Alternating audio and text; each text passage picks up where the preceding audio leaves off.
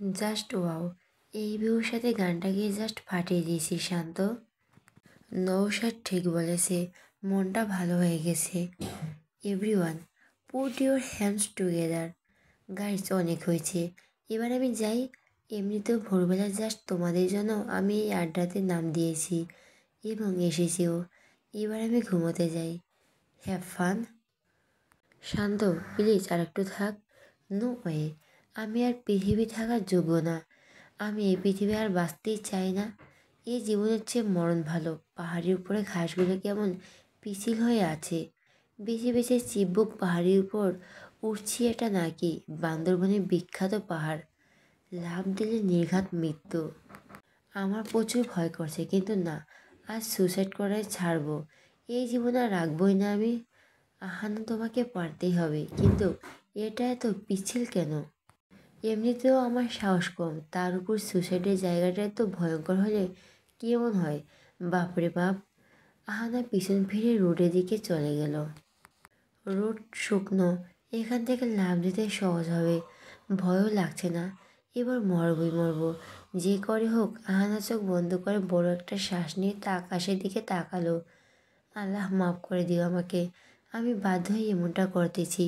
তুমি তো সব জানো। এবার যদি ঠিকঠাকভাবে মরতে পারি। 1 2 3 করে আ এই আহানার শান্ত জ্যাকেট টেনে ধরে চোখ বন্ধ করে আছে। এই নিয়ে কত বাজে সুইসাইড করতে চেয়েছে, পারতেছেই না।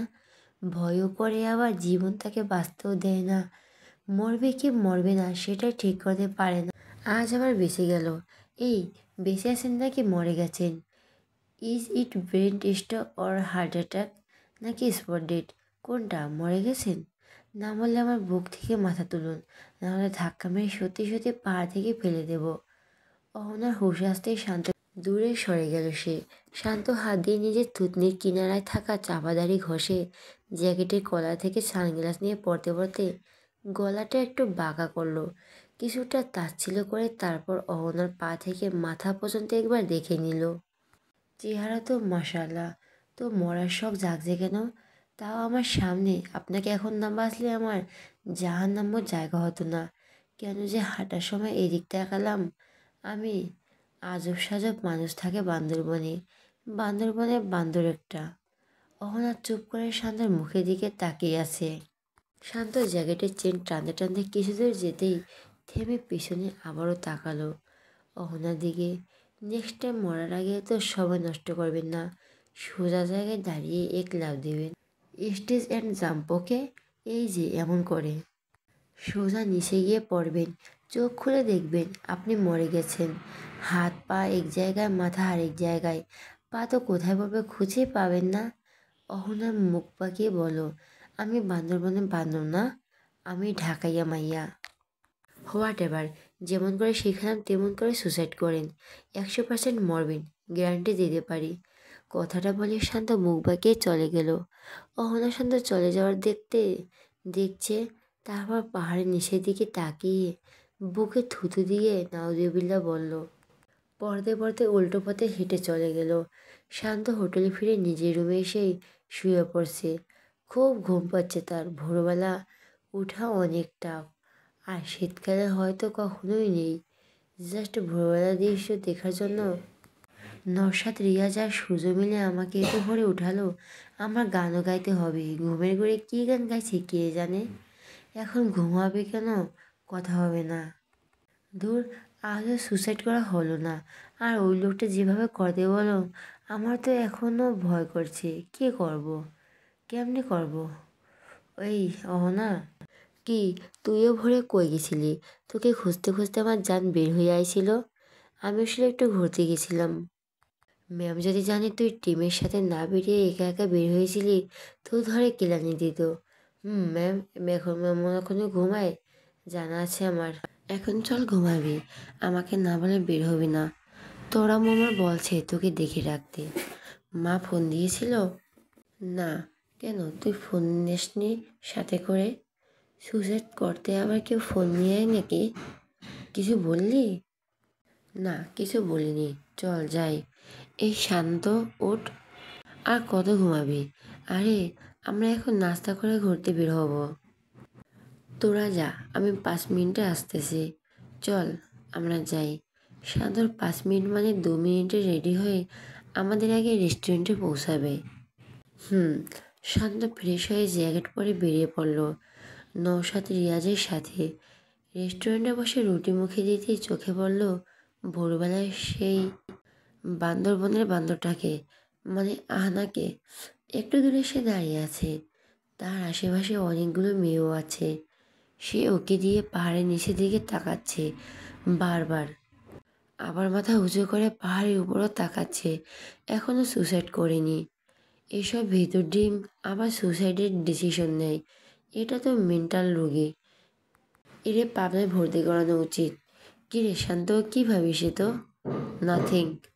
মা গো মা, সুইসাইডের অন্য পন্থা খুঁজতে হবে। পাহাড় থেকে লাফ দিলে যদি পা ভেঙে যায় আর আমি না মরি, তাহলে সংসার চালাবে কে?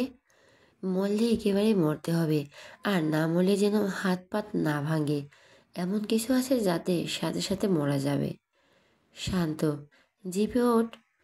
শান্ত আহনার দিকে তাকে দুষ্টুমি একটা হাসি দিয়ে জিভে উঠল। আহানা এখনও শান্তকে দেখতে পায়নি। সবার সাথে রেস্টুরেন্টে গেলে নাস্তা করতে। আহানাদের ভার্সিটি থেকে সবাই মিলে বান্দরবন এসেছে ঘুরতে। সব মেয়ে ম্যাডাম 2জন আর স্যার 2জনও এসেছে সাথে। আর শান্ত আর তার কিছু ফ্রেন্ড একসাথে ঘুরতে এসেছে। হ্যালো তাসিন, মাকে গিয়ে দেখে আসতো। কী অবস্থা মায়ের? Sir, ma'am is fine. আমি নার্স টাইমলি ওষুধ দেওয়ার জন্য কথা বলে আসছি। ওকে, কোনো কিছু যাতে ভুল না হয়। Sir, don't worry. Okay, bye. গান ধর সবাই। কেমন নিরামিষ হয়ে আছিস তোরা, ব্যাপার কি? জাতি ধরে ধরে গান গাওয়াতে হয়, আর স্বয়ং শিল্পী আমাদের সাথে থাকার পরও সে গান করে না। শান্ত কিসে রাগারাগি তোর আমাদের সাথে? রাগ নয় রিয়াজ, মায়ের জন্য চিন্তা হচ্ছে, তার উপর তোরা ভোরবেলায় উঠে দিয়ে আমার মাথা ব্যথা বাড়িয়ে দিয়েছিস। এখন গান করার মুড নাই, তোরা গান কর। তা হচ্ছে না, আমার টোন লাগছিল, তুই গান গাইবি। দরকার হলে আমরা তোর সাথে গলা মেলাবো। আর নওশাদ ইউটিউবের ব্লগটার কি হলো? আমরা জিপে উঠেছি, 10 মিনিটে হয়ে এসেছে, আর তুই এখনো ক্যামেরা ধরলি না? আরে দেখ না, আমাদের সাথে অনেকগুলো মেয়ের দলেও জিপ আসতে আসে মনে হয়। তোর জন্য আমাদের ইউটিউব চ্যানেলের ভিউজ কমতেছে। ক্যামেরাদের বেয়াদব। আমি ভিডিও করব, তুই শান্তর সাথে গান ধরবি। ফাইন। আমার এই ভাঙা গলার তোর এই ভিডিওতে কত ভিউ আসে আমিও দেখব। তোর কাউ কাউ কেটে শান্তর গানটা রাখবো, আর তোর কাউ কাউ টোনটা যোগ করে দিব। রিয়াজ, তোকে এখন আমি জিপ থেকে ধাক্কা মেরে ফালাবো। এই তোরা থামবি? আমার মাথা ছিঁড়ে যাচ্ছে আর তোরা ক্যাস ক্যাস করেই যাচ্ছিস। ওকে, আই কোয়াইট। রিয়াজ ভিডিও কর। ওকে। শান্ত গান ধর। ওকে গাইস, আমরা এখন এসে পড়ছি দেবতা খুবই। দেখো এখানে পানি আর পানি। লাইনটা কেটে বল। দেখেন এখানে কত সুন্দর পানি। তোর উল্টো পাল্টা ডায়লগের মানুষ কমেন্ট সেকশনে ফানি কমেন্ট করে। শান্ত, তুই আমার ধর, না হলে এই রিয়াজের আজ আমি পানিতে চুবাবো। আমি বসে তোর চুবানি খাবো, তাই না? তোদের দুটোকে এখন আমি পানিতে চুবাই ধরবো, রাখবো, উঠাবো না আর। সারাদিন সাপ বেজির মতো ঝগড়া করস তোরা। দেবতা খুবই এসে জিভ থামলো অবশেষে। শান্ত জিভ থেকে নিচে পা রাখতেই দূরে কিছু মেয়ে জলে উঠল। শান্ত বুঝতে পেরে মুচকি হেসে সানগ্লাস খুলতে মেয়েগুলো একবার লাফিয়ে উঠল। নওশাদ একরকম ঢুকিস না, মেয়েগুলো শান্তকে দেখে এরকম করতেছে। আমি তো ঢুকতেছি। ওই যে আরেক জিপে করে একদল মেয়ে আসতেছে, সেদিকে তাকিয়ে। শান্ত সানগ্লাসটা হাতে নিয়ে মেয়েগুলোর পাশ দিয়ে হেঁটে চলে গেল। ইস ইস, হাই কিউট। শান্ত গায়ের জ্যাকেট খুলে ভেলার কাছে এসে দাঁড়ালো। চিকন ভাঁজ দিয়ে তৈরি ভেলা। একটা ভেলা কমপক্ষে 12-13টা বাঁশ আটকানো হয়েছে। বাঁশগুলো রঙিন, ঘন হলুদ রঙের, কমলা রঙেরও আছে দর্শনার্থীদের বসার জন্য। বাঁশগুলো সুন্দর করে সেট করানো হয়েছে। নৌকার চেয়েও ভেলাতে বসেছে জোশ একটা ফিলিংস আসছে। যাদের ইচ্ছে তারা ভেলায় বসবে, আর যাদের ইচ্ছে নাই তারা নৌকায় বসবে। শান্ত নিচু হয়ে জিনিসটা হাঁটুর নিচ পর্যন্ত উঠালো। তারপর চামড়াটা জ্যাকেটে ঢুকিয়ে জ্যাকেটের কোমরে গিট্টু দিয়ে বেঁধে দিল। ভেলা এসে বসে পড়ল। পা রাখতেই ভেলাটা প্রথমে নড়েচড়ে উঠল। শান্ত মুচকি এসে হাত দিয়ে পানি ছুঁয়ে দেখলো নৌশাদ ঢোক গিলে এক পা এগোচ্ছে, তো 3 পা পেছাচ্ছে। রিয়া চোখে ধরে টেনে নিয়ে আসতেছে। তারপর ভয়টা কাটিয়ে শান্ত নৌকায় উঠে পড়ছে। তারা এবার হবে ভেলা ড্রাইভ। রেডি, স্টার্ট, গো। দুপাশে পাহাড়, মাঝখানে সরু পানির পথ। একের পর ভেলা সেখানে দিয়ে পার হয়ে যাচ্ছে। মনে হয় ট্রাফিক জ্যাম। জায়গাটা এত ফেমাস যে এখানে দর্শনীয়দের সংখ্যা বেশি। শান্ত হাতে বাঁশ দিয়ে ভেলা বাইতে বাইতে এগোনো শুরু করে দিয়েছে। নৌশাদ এবার বেশ লাগতেছে। এতই ভালো লাগতেছে যে সে বাঁশ দিয়ে পানি ভিংতে ভিংতে স্পিড বাড়িয়ে দিয়েছে ভেলায়। শান্ত পিছন ফিরে বলল, তোরে সত্যি সত্যি এবার ফালাবো পানিতে। সরি, এক্সাইটমেন্ট ধরে রাখতে পারলাম না। এক কাজ কর, তুই চালা, আমরা বসে বসে মনোরম দৃশ্য দেখি। তোর এই এক্সাইটমেন্টের কারণে আমরা একটা ভেলা ড্রাইভার পেয়ে গেলাম। মেয়েগুলো ফোন বের করে ভিডিও করতেছে। বাসায় গিয়ে জুম করে বারবার দেখবে শান্তকে। আসলে তারা শান্তকে আরও আগেও দেখেছে। ইউটিউবে তাদের একটা চ্যানেল আছে যেখানে সাবস্ক্রাইব অনেক বেশি, বলতে গেলে ফেমাস একটা চ্যানেল। সেই সূত্রে কম বেশি অনেকেই শান্ত, নওশাদ আর রিয়াজকে চেনে। আহানাদের যে বেশি সবে থামলো দেবতা ঘুমিয়ে। আহানা পানির দিকে তাকিয়ে ভাবলো, এখানে পড়লে তো বেশ কষ্টে মৃত্যু হবে, তাই না? আর আমি তো সাঁতারও জানি না। হ্যাঁ, সুযোগ বুঝে আর একটা ট্রাই করতে হবে। একদম মাঝখানে গিয়ে লাফ দিয়ে দেব। তার জন্য এটা একটা ভেলায় উঠতে হবে। এই রূপা শোন, তুই তিয়াসাদের সাথে ওঠ, আমি একা ভেলায় উঠবো। তোর মাথা কি ঠিক আছে? একা উঠবি? জীবনে ভেলা চালিয়েছিস? নির্ঘাত পানির মাঝখানে গিয়ে পড়বি তুই। তোর কিছু হলে আমরা আন্টিকে কি জবাব দিব? আরে হ্যাঁ, আমি কত চালিয়েছি। আমাদের বাসার পাশে সেই পুকুরটা অনেকবার ভেলা চালিয়েছি আমি। তুই প্লিজ আমাকে একা একটা ভেলার ব্যবস্থা করে দিস না, প্লিজ প্লিজ। আচ্ছা দেখতেছি, দাঁড়া। রূপা ম্যামের সাথে কথা বলে অনেক রিকোয়েস্ট করলো। পরে ম্যাম বললো বাড়তি টাকা লাগবে, কারণ ওনারা একটা ভেলায় তিনজন করে বুক করেছে। অহনা একা উঠতে চাইলে তাকে তার ভাড়াটা দিতে হবে। রূপা এসে আহনাকে ব্যবহারটা জানালো। আহনা নিজের হাতের 5টা টাকাগুলো গুনে টিমের করে বলল, ঠিক আছে। ব্যাস, একা একটা ভেলায় উঠতে বন্দোবস্ত হয়ে গেল তার। বড় করে আবারও শ্বাস নিল সে। ভেলায় উঠে বসলো। ভেলাটা এত নড়তেছে যে তার কলিজা কাঁপাকাঁপি শুরু করে গেছে। এখন না পারছে উঠে আসতে, না পারছে চালাতে। তার সাথে সবাই ভেলা চালানো শুরু করে দিয়েছে। সামনেও চলে গেছে এতক্ষণে।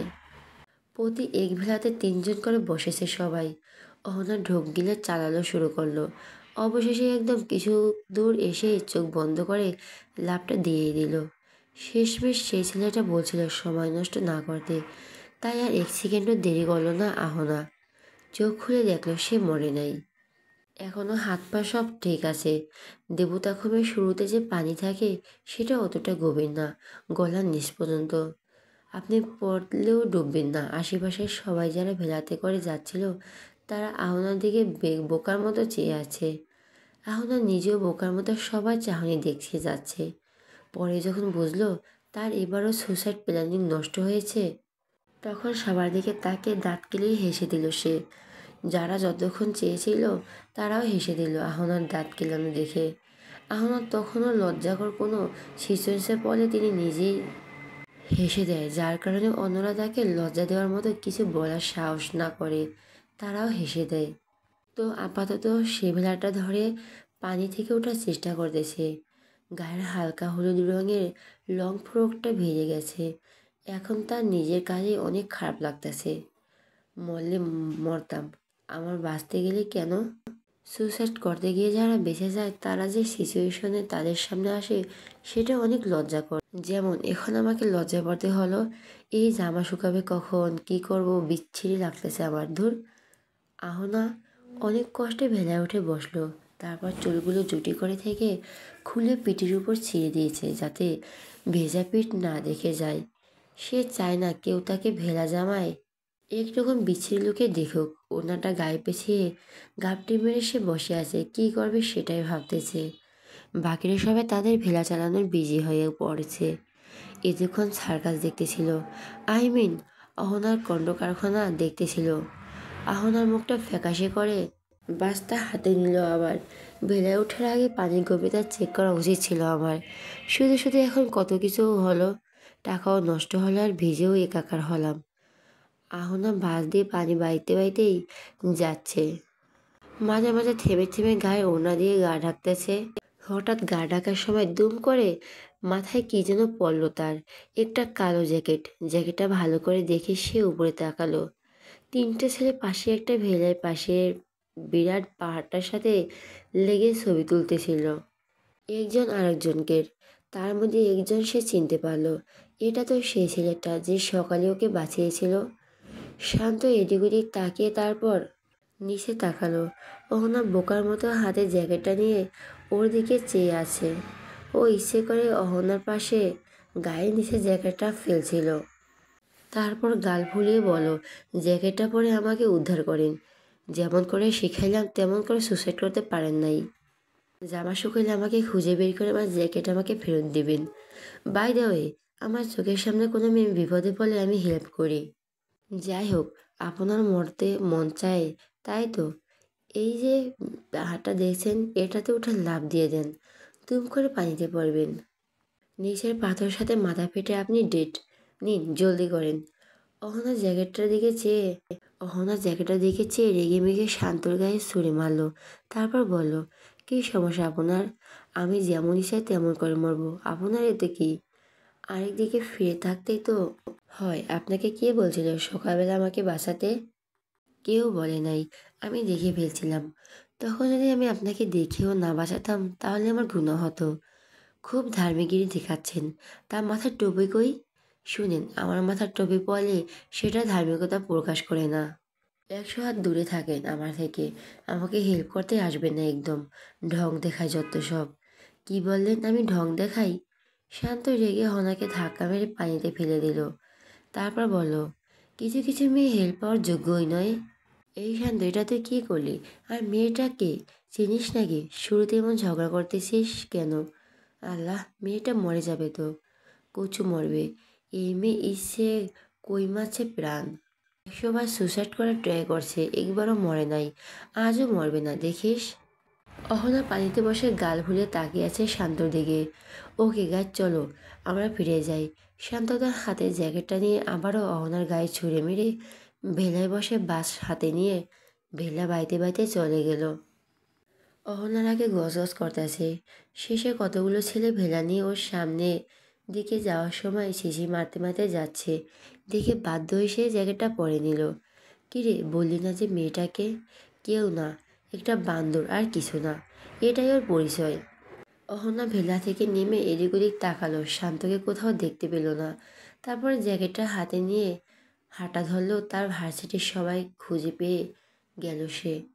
রূপা চোখ বড় বড় করে বলল, কিরে, তোর হাতে এটা কার জ্যাকেট? কারণ না? কারণ না মানে? এটা আবার কেমন কথা? যার জ্যাকেট তার নাম কারণ না? তোর মাথায় গেছে। যাই হোক, আগে বল, এরকম ভিজেছিস কী করে? ওই আসলে ভেলা থেকে পড়ে গেছিলাম আমি, এই জন্য বারবার বলছি একা একা ভেলায় উঠিস না। এখন হলো তো, চল এখন আরেক জায়গায় যাব আমরা। অহনা পিছন ফিরে একবার তাকালো, শান্তকে পেলেও মুখে জ্যাকেটটা মেরে চলে আসতো আমি। বেয়াদব একটা ছেলে আমাকে অপমান করলো, আমি মরি, ওর এত কি বা আমাকে বাঁচানোর? বেয়াদব একটা। শান্ত এসে জিপে বসেছে, নওশাদ ক্যামেরা ধরেছে ওর দিকে। শান্ত দেবতা খোমের নিয়ে নিজের তথ্য বলে যাচ্ছে দর্শকদের। হঠাৎ বাম পাশ থেকে ওর জ্যাকেটে এসে ওর মুখের উপর পড়লো দুম করে। শান্ত এক হাত মুঠো করে রেখেছে রাগে। কাজের সময় কেউ ডিস্টার্ব করলে মানুষটাকে খুন করতে মন চায় ওর। রেগে মুখ থেকে আরেক হাত দিয়ে জ্যাকেটটা সরিয়ে পাশে তাকে দেখলো অহনা মুখটা বাঁকিয়ে দাঁড়িয়ে আছে সেখানে। কোমরে হাত রেখে বলল, আমাকে খোঁচা মারলে আমি খোঁচা মারবো, আমাকে অপমান করলে আমিও অপমান করব, আমাকে পানিতে ভেজালে আমিও পানিতে ভেজাইব। এটা বলে অহনা পিছন ফিরে চলে গেল। শান্ত এখনো রাগে লোক নিয়ে সেদিকেই চেয়ে আছে। কি রে শান্ত, লাস্টে বললো যে পানিতে ভিজাইবে, কই ভিজলে না? শান্ত তাচ্ছিল্য করে হাসি দিয়ে জ্যাকেটটা পরতে পরতে বললেই হলো, আর কি এসবের জন্য সাহস লাগে? শান্তকে টিক্কে দেওয়া এত সহজ না। আস্তে ছেড়ে বামে তাকা। রিয়াজের কথা শুনে শান্ত বাম পাশে তাকালো। আহানা হনহনিয়ে এগিয়ে আসছে, হাতে ওড়না। শান্ত ভেবেছিল পানি আনতে গেছে, এখন দেরি। দেখি ওড়না খুললে আসতেছে। অহনা শান্তর কাছে এসে হাত থেকে ওড়নাটা গুটিয়ে নিয়ে শান্তর মাথার উপর ধরে চেপে দিল। ভেজা ওড়না থেকে এক গেলা পানি এসে সব শান্তর গায়ে। নওশাদ রিয়াজের মুখে হাত দিয়ে চেয়ে আছে সেদিকে। শান্ত আশ্চর্য হয়ে গেছে। এটা কি হলো? ও আহনা ওড়নাটা এবার ঝেড়ে গায়ে দিয়ে মুখ ঘুরিয়ে চলে গেল। আর কিছু বললই না।